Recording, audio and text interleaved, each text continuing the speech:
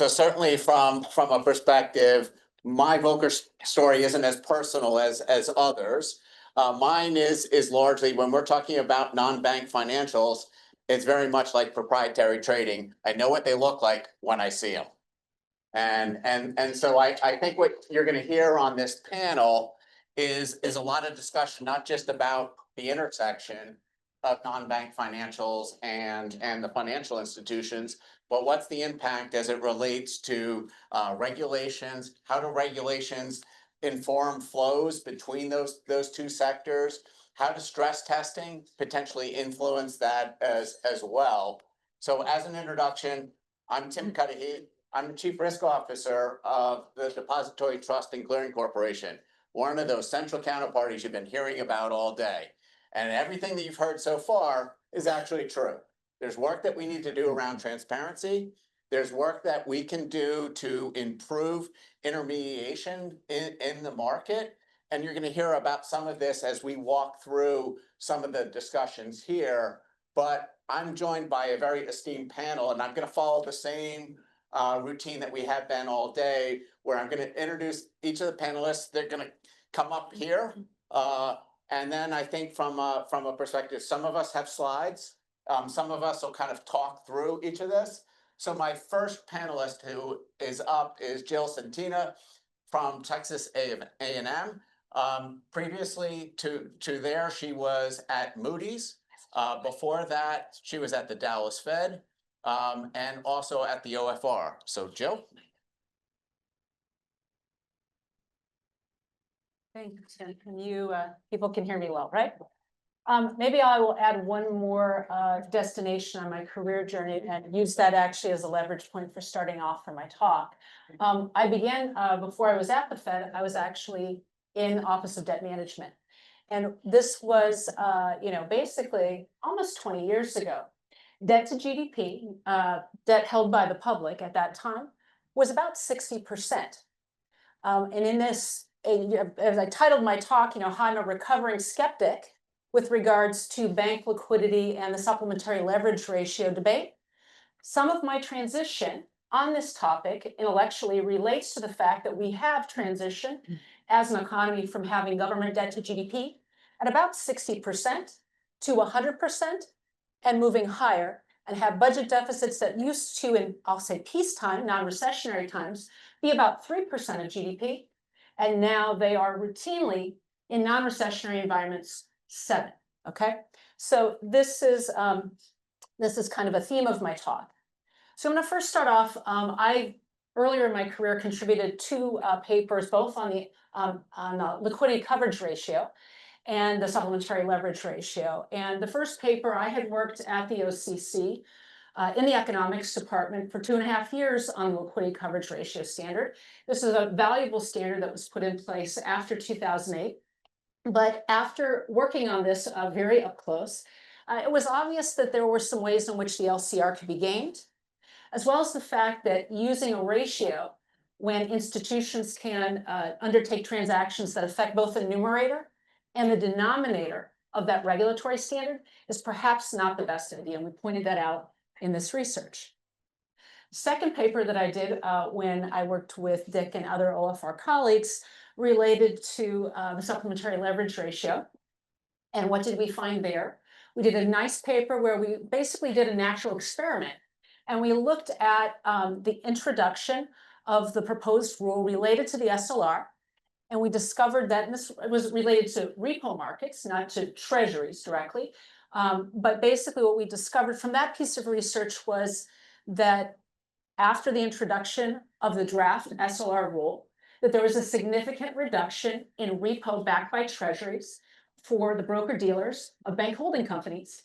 And if you were a broker-dealer that was not part of a bank holding company, you were not affected. Okay, so the SLR did have a negative impact on intermediation treasuries.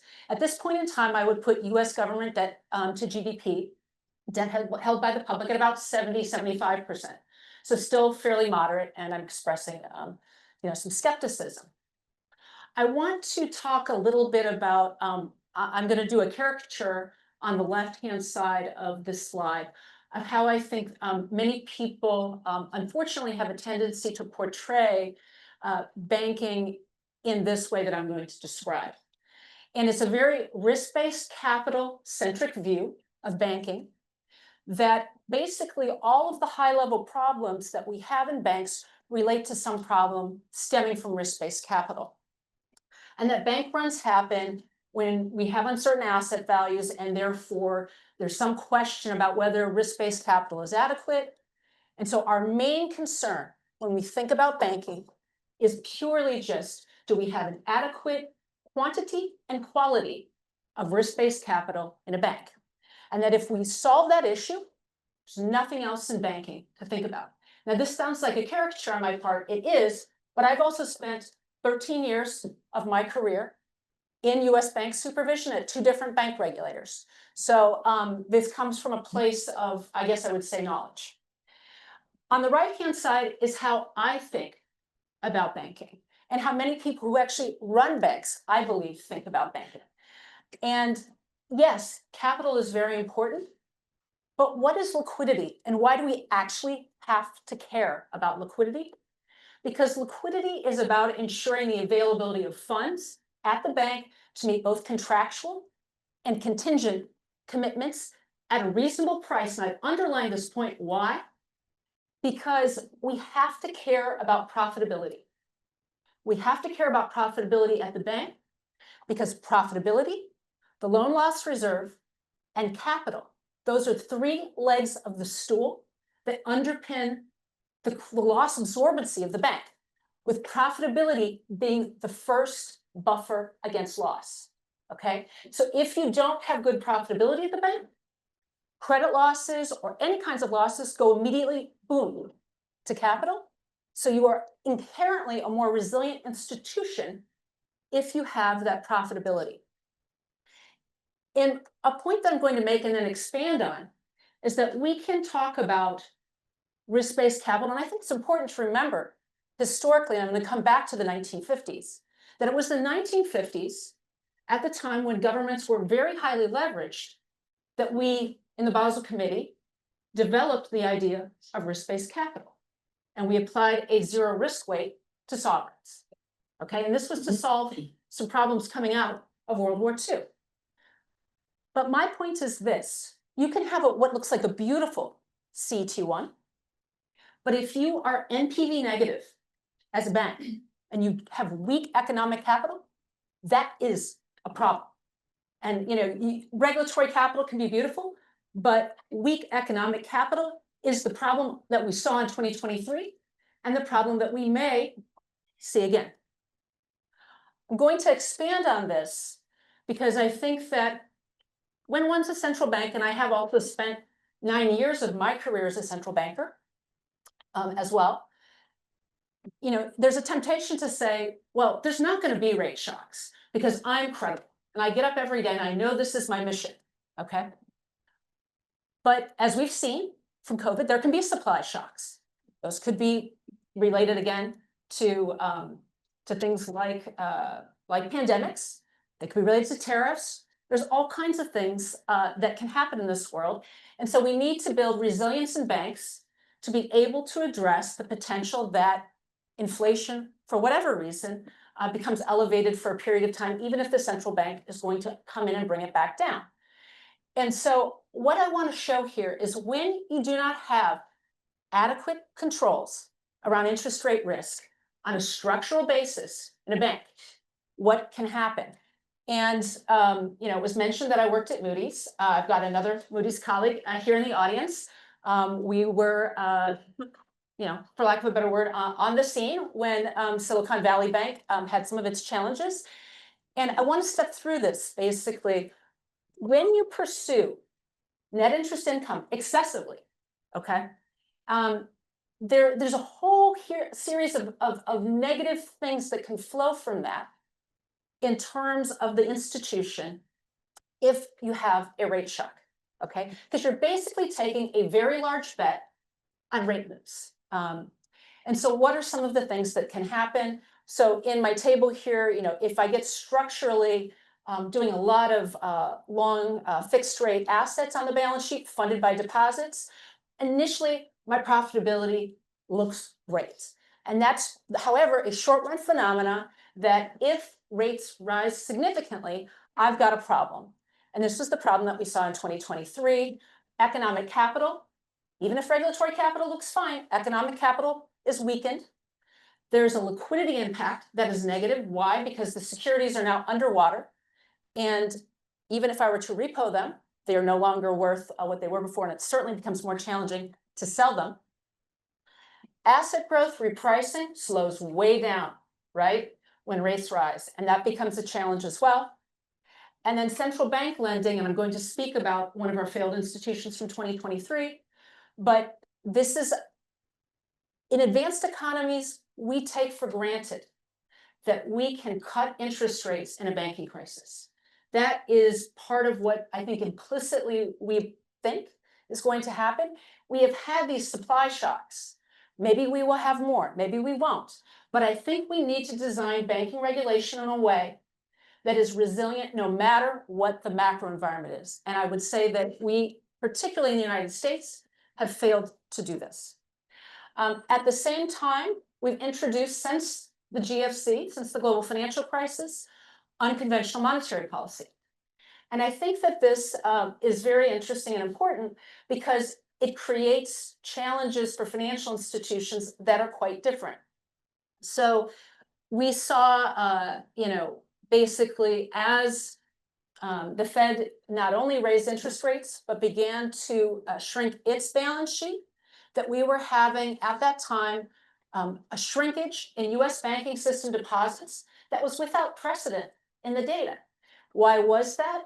Basically, we were seeing deposit runoff that was significant as those securities that matured off the Fed's balance sheet were being refinanced when the Treasury reissued them by non-bank financial institutions. And those non-bank financial institutions drew down their deposits at banks in order to be able to acquire those Treasury securities. We wrote a piece of research at Moody's in December 2022 talking about this effect. And so unfortunately, we had some concerns about basically rate increases coupled with unconventional monetary policy and the potential for this to devalue the asset side of the bank balance sheet at the same time that deposits moved away from banks. So I think unconventional monetary policy in an environment where we do not have any kinds of quantitative guardrails around interest rate risk in the US, particularly for only the very largest banks, is a real challenge. Central bank liquidity injections. My point here is that they are costly. So in 2008, Fed liquidity injections, all the discount window lending that we did, we could not do anything other than quantitative easing. Why? Because if we had not launched unconventional monetary policy, we would have basically been shrinking the liquidity provision of the central bank in the midst of a crisis. Every central banker in this room knows that that's a part of why we did it. Yes, we were at the zero lower bound, but for us to have done anything other than starting to unconventional monetary policy, it would have been shrinking liquidity if we had just let those discount window loans roll off and go away. Okay, so this is why we have the LCR. The reason that we have the LCR is to have institutions self-insure. My view is that unconventional monetary policy is destabilizing. And I think in practice, we've seen, if you look at the data, QE1, 2, 3, and 4, it has always been the case, at least in the US, I cannot speak for other jurisdictions, but I know the US case, that when the Fed goes off and buys long-dated government securities, it is not engaging in an asset swap with the banking sector. It is not the case that we are giving the bank reserve balances at the Fed in exchange for government securities. No, what is happening is we are effectively allowing the banking sector to intermediate hedge fund sales, non-bank financial institution sales of long-dated government securities, which creates uninsured deposits at banks. Once you work through all the T accounts, we're not doing the asset swap. We're grossing up the balance sheet of the banking sector, creating uninsured deposits, and this creates, I would say, funding vulnerabilities for banks and puts pressure on their leverage ratios. The second way in which I see unconventional monetary policy as destabilizing is that we have made it feel, unfortunately, to Congress that running large budget deficits is fairly costless, okay? We have reduced the term premia and reduced, I'll say, the voice of the bond market vigilantes. We need them. My final point is that QE, unfortunately, I believe, has enabled a culture of successively larger crisis interventions. And, you know, we all want to solve crises, but the more tools that we pull out every time, the greater there is a sense that there's ultimately an official sector put, okay? And these become costly. They become costly to the public sector's balance sheet. And this is part of how we got here. First Republic, going back to my earlier comment about economic capital. First Republic was economically insolvent when they began to receive official sector lending. And ultimately, that official sector lending, in my view, it enabled deposit flight and it transferred losses ultimately to the rest of the banking sector through the deposit insurance assessment, okay? So I think, you know, we can sit there and say, well, these are things that the Fed set up to do and this is all fine. But no, when First Republic, in my view, actually transmitted costs, reduced the health of surviving banks. We've had some proposals after the events of 2023 that related to requiring liquidity as relates to uninsured deposits. In my view, I'm glad to see that those have been, I think, set aside. Why? Because in my view, the LCR incorporated many lessons about contingent liquidity, about drawdowns of credit lines, a variety of factors that are important. And uninsured deposits is certainly a significant piece to think about, but it's not the only piece. So I'm grateful, and I hope that that the LCR continues. I've got one of my co-authors here, Greg Feldberg. We did a paper that just came out recently. It's on SSRN. We look at SVB in particular, and we look at the Basel IRBB outlier test, and we note that it would have identified SVB 10 quarters in advance of failure as an outlier, okay? Additionally, with regards to the liquidity coverage ratio, we estimate that 4 quarters prior to failure, the LCR would have flagged SVB as having insufficient liquidity. There are other metrics that bank treasurers use, but we're just trying to say if some simple regulatory guardrails had been in place, we wouldn't have ended in this way. Regulatory tailoring, this is our final point in the paper, it contributed to these failures. I was so proud to be at Moody's. Why? Because Moody's, as a rating agency, took a stance that was very principled that regulatory tailoring was credit negative. And I will say that to my grave. Because it is. We had to effectively, invoke the systemic risk exception and ensure all of these deposits. So to say that these super regional institutions are not systemic, forgive me, is nonsense. The IMF has been pointing out for the last 2 financial sector assessment programs that the US lacks adequate quantitative regulation of interest rate risk in the banking book. Last 2 SS for a decade, we have been told this and done nothing. My question is, we are going into the next FSEP cycle. Will we continue to do nothing, or is third time the charm? I hope third time is the charm. Great paper from colleagues at the New York Fed about tracing bank runs. I have some comments on it, but I'm going to keep it to one. Don't do asset size. Do the categories, the bank categories, because I want to know, did the LCR help prevent bank runs? I suspect that it did, but I can't know it because we used asset size as opposed to the categorizations that would allow one to say that.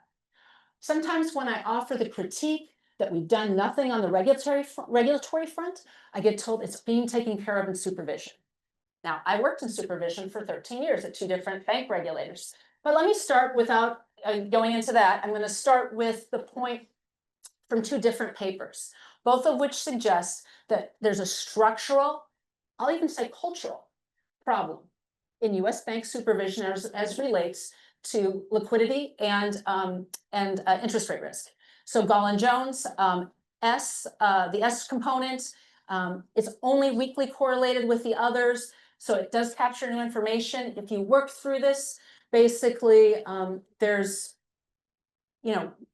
very little evidence from their data, from all of the exams for OCC, that we are, this is having much impact on the composite Hamels rate. So this is what's important. And then another paper from colleagues at the Fed. So two different papers, different regulatory agencies, but finding the same thing. Goplan and Grania, 2024, basically showing that there's not much of a downgrade for banks that have high interest rate exposures, limited impact on the S&L ratings. So we lack a culture in supervision. If you don't have regulation and you don't have supervision, you don't have anything. You don't have guardrails.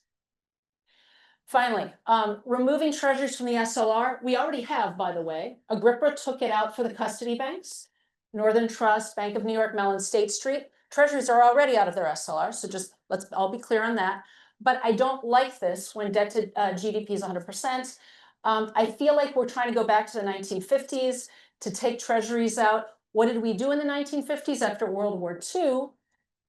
We focused on risk-based capital. We got rid of the leverage ratio, and we had the banking sector funding somewhere between 45–60% of their balance sheet was in treasuries at the time.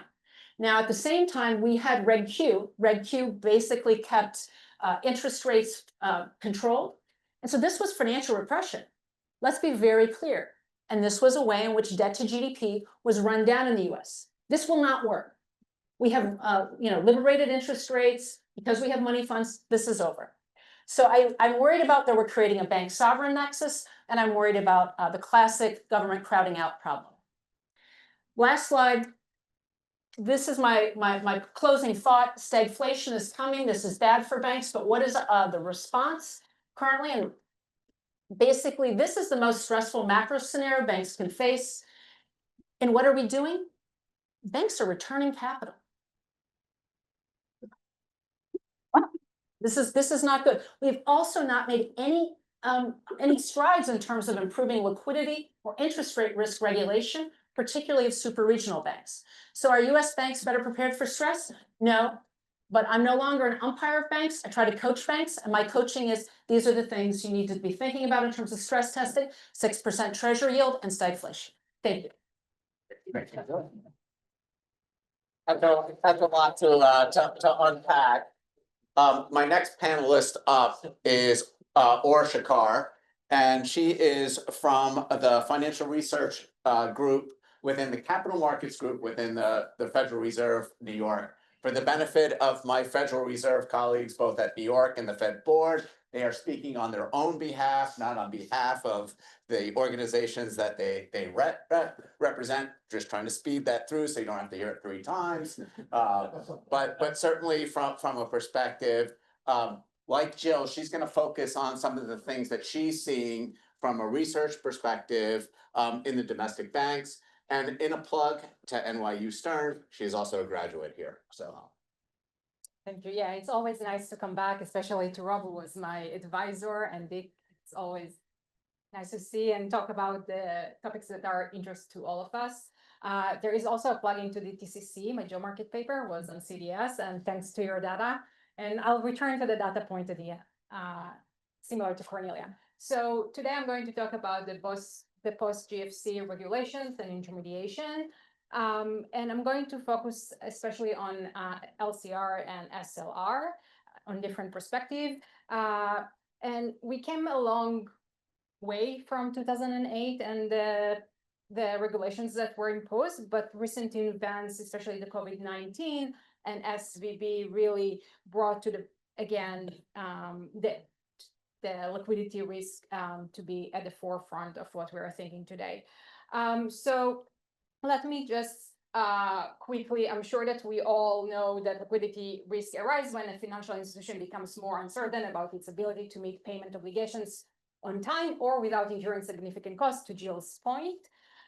So to manage this risk, usually banks hold their reserves of assets that can be easily sold in the market to meet potential withdrawal demands from depositors.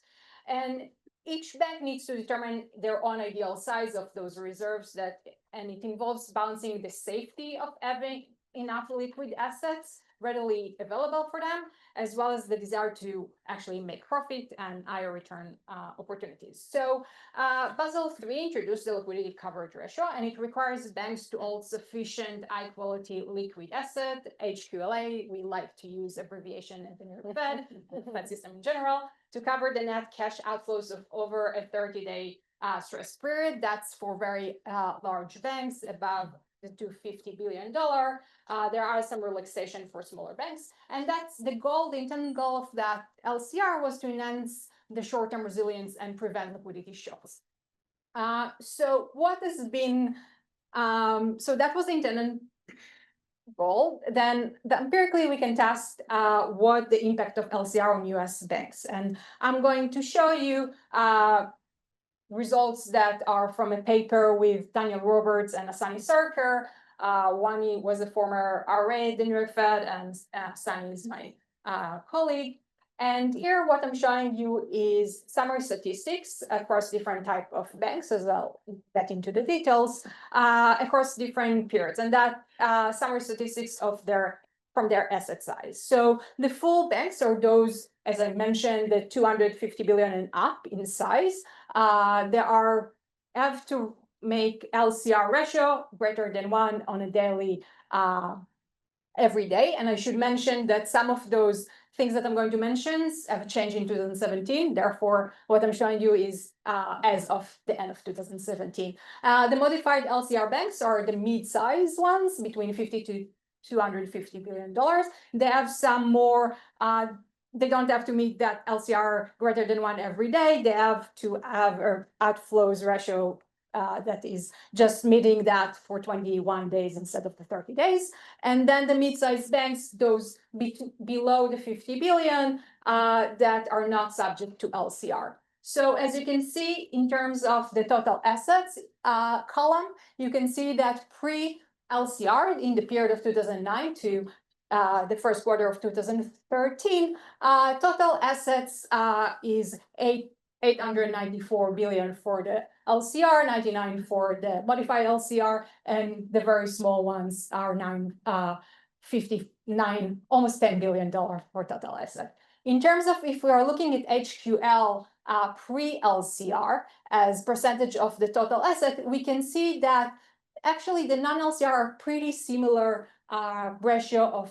HQL assets. So the full banks are 14% are actually HQL asset, very liquid ones, and the mid-size, the non-LCR are 11%.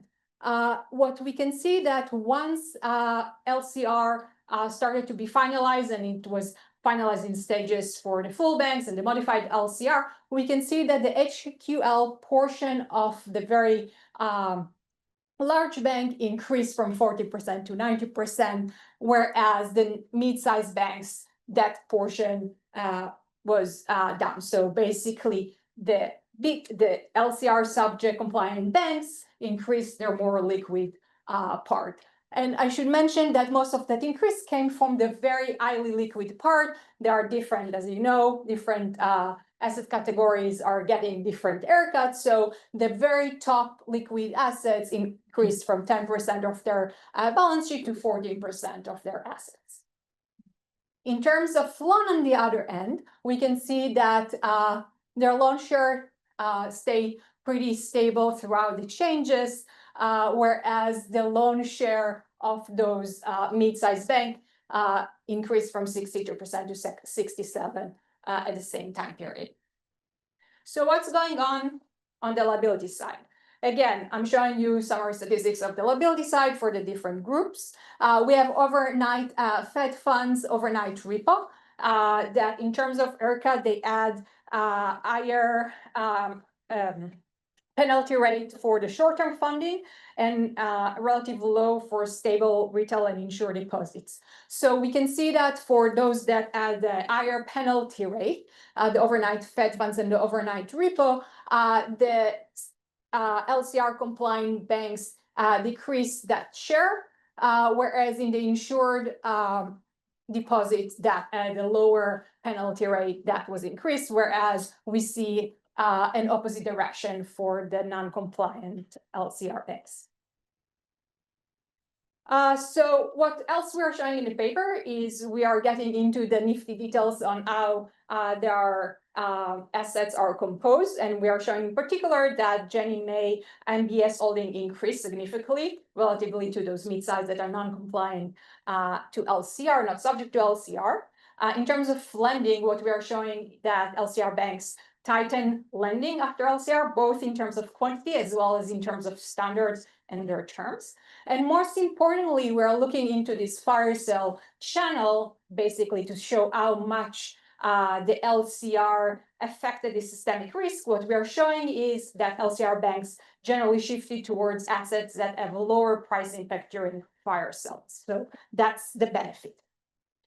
So far I show what I'm saying, that there were some systemic benefit. Basically, they are now less prone to fire sale risk. And that came in terms of the cost of doing less lending for the LCR compliant banks. So we can do some back of the envelope calculation to see what is the net benefit from the LCR. Is it the cost does it worth the benefit? So LCR banks reduce lending relative to non-LCR banks by $3.54 trillion. So that's about 6% of their net income in that period. The benefit, as I said, is basically to reduce the fire sale externalities due to a lower concentration of illiquid assets among LCR banks. So the estimated net benefit exceeds 50 billion in that period. And that benefit is coming almost entirely to the lower contribution to the fire sale risk from the larger LCR banks, those that are above 250 billion.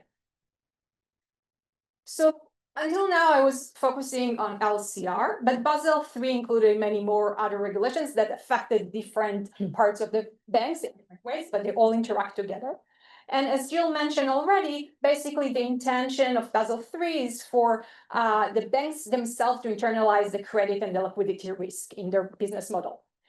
So we have SLR, LCR, and SFR. They all affect the prime brokerage, which is the link of where both hedge funds and many other investors are getting their funding. So the financing impacts the leverage ratios, and therefore we might see netting more difficult to do.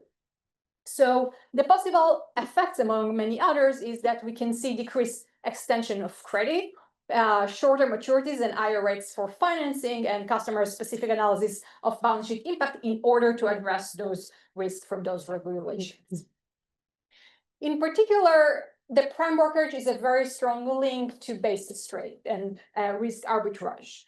And this is just one of many headlines that were at the time about one of many basis rates that were broken.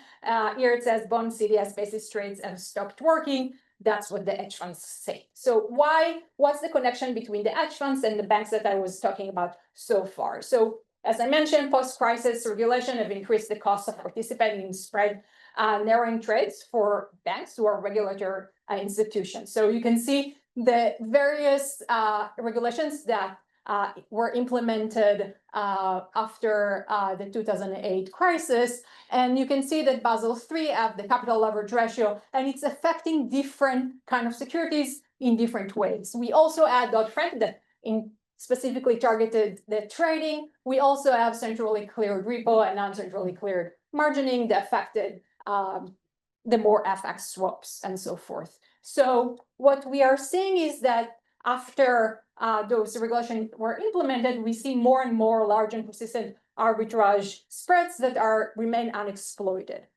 And in a paper with, again, colleagues from the New York Fed, what we are showing is that in the pre-crisis, you sometimes did see basis exploding, but it wasn't persistent. It was for very short time period because hedge funds stepped in because they were able to get financing from the banks for that. During the crisis, as we all expect and know, basis tends to explode. But during the rule writing and the rule implementation, you can see that across many markets, we see basis really explode at the same time in many various markets. And there are 2 points that I want to make about that is the fact that we're regulating the banks actually have other implications also for the non-regulated institutions. So the fact that now banks are stepping out from intermediation, it doesn't mean necessarily that the non-regulated entities can necessarily step in and get the financing that's required for them to execute those trades that they would like to do.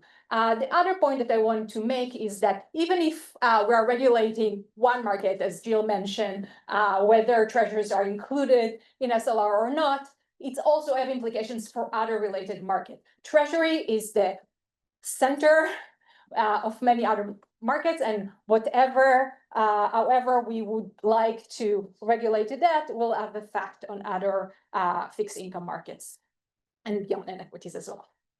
So where to from here? So regulatory tightening on banks coincided with looser constraints on non-banks. So we did see the entry of non-bank financial institutions into those markets. And as of the end of 2024, they are more than 3 times larger than the US banking system. So as I mentioned, studying the interlinks between banks and or dealers and non-bank financial institutions as issuer, end users, and intermediaries is something that should be on our mind, both researcher in academia and in central bank institutions.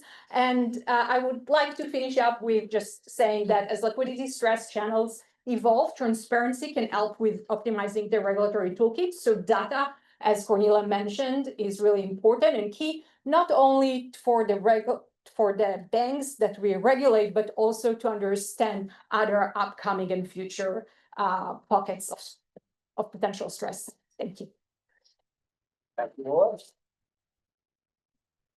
Just a couple of things. One of the things that Orr kind of touched on is what's going on in the prime brokerage world. And as a central counterparty, I see things happening in prime brokerage that I've never seen before. And so it's certainly like a watch item for me. The next couple of panels, we're gonna kind of speed date a little bit here, largely because my entire career, I've never made Bill Dudley wait. And we didn't serve Diet Dr. Pepper here, so that is a problem. So he'll probably not be as usual as he is, but Linda Goldberg is up next. Again from the New York Fed, and she was a former assistant professor here at NYU. So Linda, take it away. Okay, thank you for having me. It's great to be back. I'm going to talk about not the domestic dimension, which much of our conversation today has been on, but the international dimension. And in particular, I'm going to focus on the risk sensitivity of global liquidity flows. And I'm going to discuss how heterogeneous this type of sensitivity is and how it's been evolving tremendously over time. So we expect that when risk conditions worsen, that there would be a reduction in flows of cross-border liquidity, but how much and to whom and why would that change? Okay, so that's what we're going to address here. So some context, we heard about the role of non-banks, for example, in domestic markets changing a lot.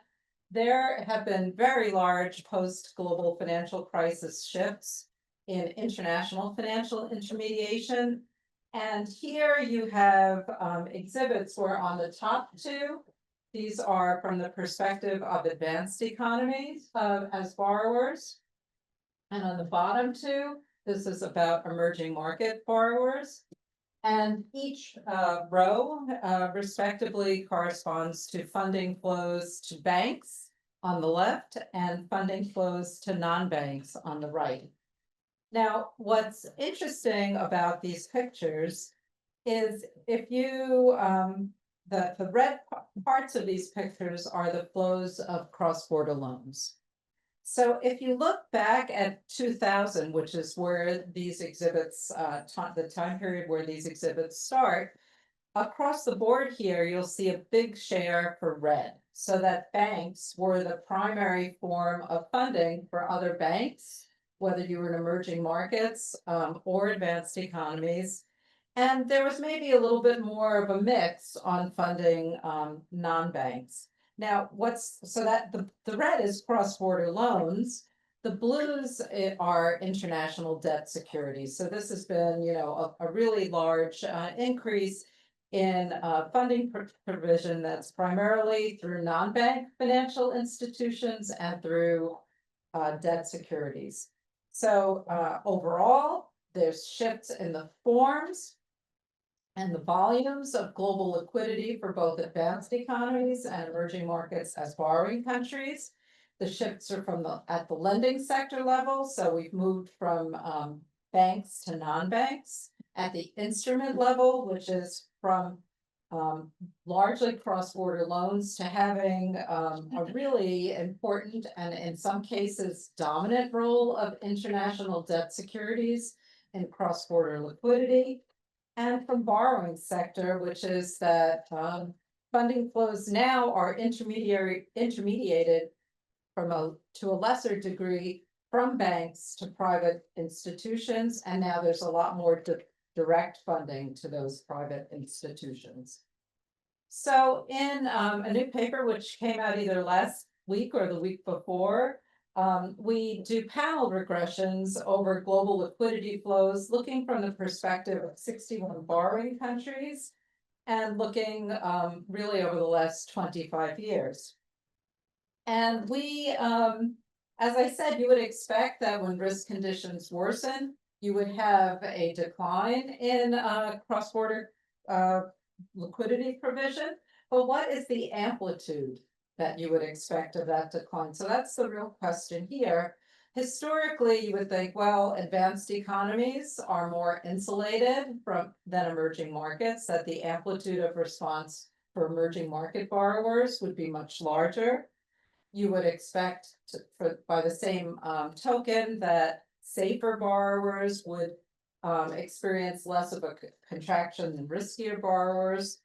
But what happens by instrument? What happens by time? Why?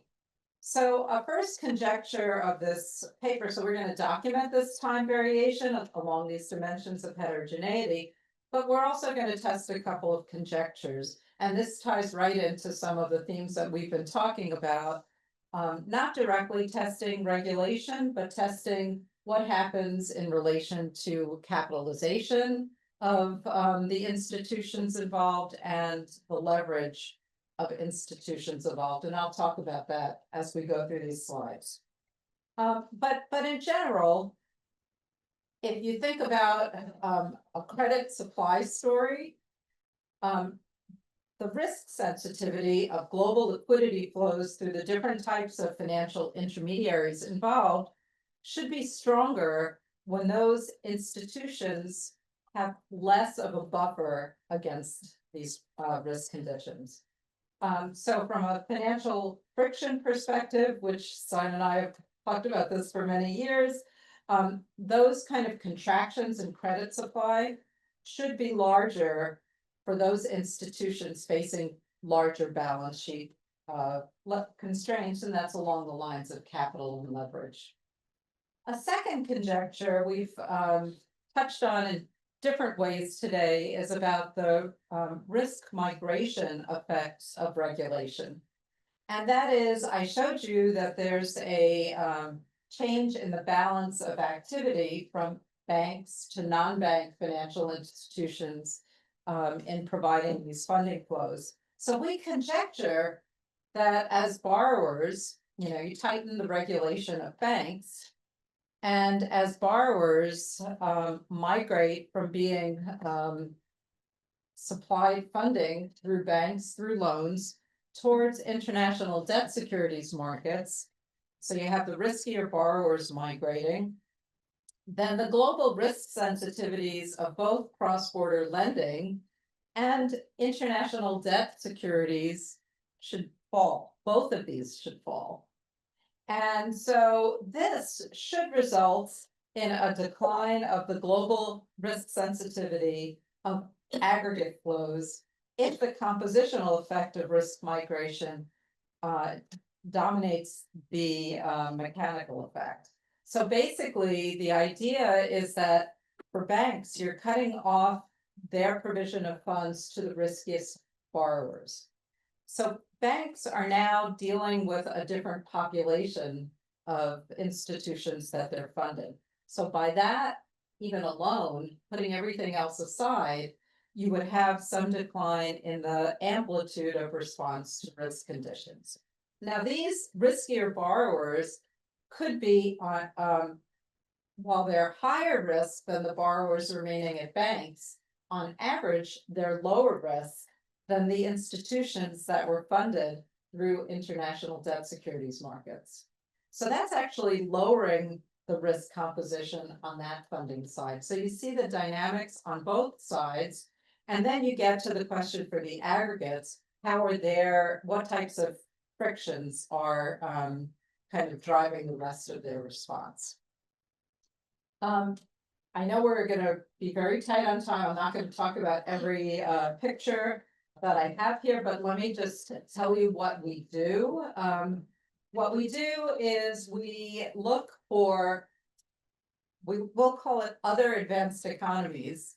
Let me point out that anytime you do a study of cross-border activity and risk sensitivities, in my view, it's important to separate out the so-called safe haven economies, where capital flows in or capital is retained relative to other economies. So for other advanced economies, OAEs, and then for emerging market economies, we estimate what the pre-GFC sensitivity is of types of flows to risk changes. And then we look at the evolution of the types of flows of the sensitivities over time. For other advanced, so these dark purple lines, I'm not going to go through all of these, but these are the pre-GFC sensitivities, and the rest of it is the sensitivity estimates since 2013. And the basic message from looking at other advanced economies is that when you look at some categories of lending, cross-border lending sensitivity, you'll find that for cross-border lending flows, interbank flows internationally, the sensitivity has declined so much that it's statistically insignificant from zero right now. So you'll hear people say things like, is the VIX dead or other measures dead? And it's partially pointing to the fact that this type of sensitivity is so low in recent periods. There's still some sensitivity left in cross-border lending to non-banks, but that has declined as well. And there isn't as much of a change overall in the sensitivity of flows through international debt securities markets for a couple of reasons we'll come back to. Now, when you look at emerging market flows, there's a much greater difference, as you can see by the gap between those purple pre-GFC lines and the estimates thereafter. So a big difference, a big reduction in the amplitude of response to risk conditions. Okay, so I won't dwell on the details of that. So, so the story that we're telling in this paper is going to be mainly about the supply side of credit. And in the international context, what I want to ultimately get across is that you can have capital and liquidity regulation, you can have treatments of non-bank financial institutions, but on the cross-border, the global liquidity funding side, what really matters is the source country characteristics, not the recipient country characteristics. Okay, so this is like thinking about then when we get back to those conjectures about capital and liquidity, how and leverage, what are the conditions of the institutions that are funding flows into other advanced economies and into emerging market economies? So here are three key facts from the vantage point of borrowers. First, on bank capital, if you construct measures of capitalization of banks that are involved in global liquidity provision, and look at that from this perspective of every individual borrowing country, because the funding flows to every borrowing country comes from different source countries. But when you look at this, however you construct that, you see that there really was a huge change in this in the post-global financial crisis period, which is that bank capital rates rose for global banks post-GFC. Although there has been some recent slippage, but nowhere near back to where we started. On the NBFI side, looking at the characteristic of leverage, this is much harder to quantify for a lot of reasons we've already heard about data and reporting, but also because when you look at the types of institutions involved, NBFI, at some point, I think we're going to look back and think this is a ridiculous term, because the institutions involved in this are so diverse over time and in terms of countries. And the Financial Stability Board has done a tremendous service documenting some of this diversity. We have a novel leverage ratio that we construct from the vantage point of borrowing countries. I would point you to the paper to look at that. But basically, for any borrowing country, they have to think about the combination of types of economic function non-bank institutions that are providing their flows, because things like many of these types of institutions have very, very different business models. Some of them operate with almost no leverage, and some of them have leverage that's 15 times higher. So a small change in composition of who's involved in your funding flows can have a large change in the implied leverage of your funding sources. And we would then show that it has a large effect as well on the amplitude of response of global liquidity when risk conditions deteriorate. And the third fact is that, as I said, and you've heard before, there's been risk migration away from banks. The international debt securities share in global liquidity has risen, but it's risen especially more for emerging market economies with very large cross-country variation. So I'm just going to go through the two conjectures of the paper and the evidence. So the first conjecture, again, was about the role of capital and leverage constraints as amplifiers in risk events. These come in very significantly in explaining the decline in the amplitude of risk sensitivities that we've seen over time.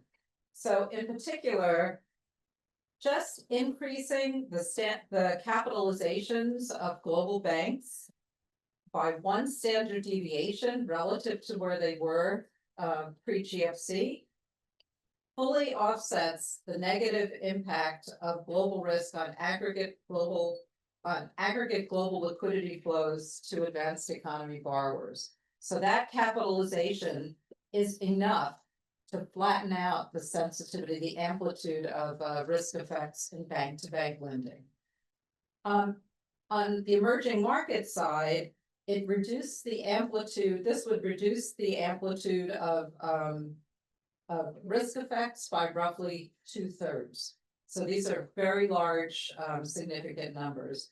What about the risk migration point? And again, to reiterate, as they migrate from cross-border lending to international debt securities, this alone should have an effect on the individual flows and on the aggregate. And in fact, we find that this migration of riskier borrowers from banks to international debt securities or market-based funding reinforced the reduced risk sensitivity of cross-border lending. For international debt securities, it also made these less risk sensitive overall, as we conjectured. So this compositional point is important to keep track of. And again, very important quantitatively. So to wrap up, keeping it tighter. So just 4 concluding remarks. To understand global liquidity dynamics, so the cross-border flows, you need to unpack the participants both on the borrower side, but also really importantly on the supply side of financing. Yes, the borrowers have distinct risk features, but the financiers have very different constraints, and knowing also their business models is important. Post GFC, we documented substantial declines in some of these amplitudes of responses. And you've seen a lot that the cross-border lending side is tamed. And some debt securities risk sensitivities are dampened. And in fact, it's not even clear that the categorization of other advanced economies versus emerging market economies even makes sense in this space anymore, because there's much more overlap in how flows are responding. There's entirely different dynamics that apply to so-called safe haven economies. But all of this also gives you kind of a bit of a caution, because if you start reducing the framework for absorbing shocks across institutions, so you reduce bank capital, or you allow for greater leverage, some of these kind of this reduction in the amplification effects of shocks, some of that could be rolled back. Thank you. Thanks, Linda. So maybe a quick pivot. I'm going to, for the last 2 panelists, I'm going to ask them a question, and then I'm going to do the introductions.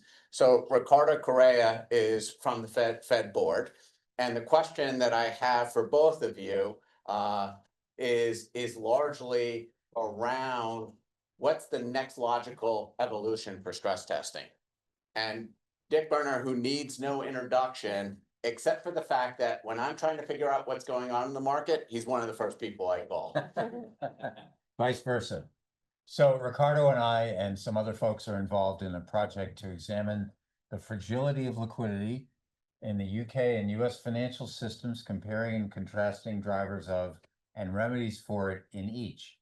This is a project that, as you can imagine, will last over years and will keep us busy. And we're going to try to create market-based, timely liquidity stress tests for both market and funding liquidity, which probably adds to the duration of the project. I think it ties in with what Cornelia and Nat were talking about earlier. And it's something where we want to mimic a little bit what we do in the B Lab with solvency stress testing. We're going to try to create analogous, but not the same as liquidity stress tests. So this has many steps. Ricardo has been assisting me and helping me using data that I can't see to look at some funding issues. And maybe you want to answer the question quickly about that. Absolutely. So just let me show one picture. So what we tried to do was to construct a very simple risk measure based on price metrics, because one of the issues that we have is that we don't have good data on quantities of funding at a very high frequency, and also that it's reported with a small or short lag. So what we did here was construct a very simple in blue here, a very simple beta measure that it's the loading of the X returns of the GSIBs in this case on a funding cost measure. So that's the blue line, and you can see that it moves over time, and it has 2 places where it goes up. One is when SVB had issues in 2023, and the other one is in August of last year, when there was an unwinding of the carry trade. at the time. So what you can see is that there are two spikes in those two at those 2 points in times. So what we do is we use, as Dick mentioned, some of the data that we have on the LCR for the large GSIBs that comes or that it's reported on a daily basis, and we wanted to see how correlated the two things are. And one of the things that was surprising was that at least after SVB, those two measures are highly procyclical. So when our funding risk measure increases, the LCR for these banks on average increases as well. So those are some of the things that we want to do in our analysis with Dick. We want to unpack why that is happening, how this risk metric that comes from a funding risk metric that comes from market measures can help us to understand how banks are adjusting their funding risk management, and perhaps provide some insights that others can use in their own analysis. So I'm going to stop there. And we'll try to take this, not just, we'll try to take it to non-bank financial institutions, diverse as they are, as well as looking at the interconnections between banks and those institutions. Great. So stay tuned. So I appreciate it. I know we're a little bit over time. We didn't have an opportunity to take questions from the audience. It wasn't because everything was self-explanatory. I actually have a couple, I write very, people don't realize I'm one of those people that when I took my classes, I was allowed to bring 1 page of notes in. So I learned to write very small. So I have a lot of notes. Use the time when we're out over the next couple of minutes to ask questions of the panelists. Thank you, everyone.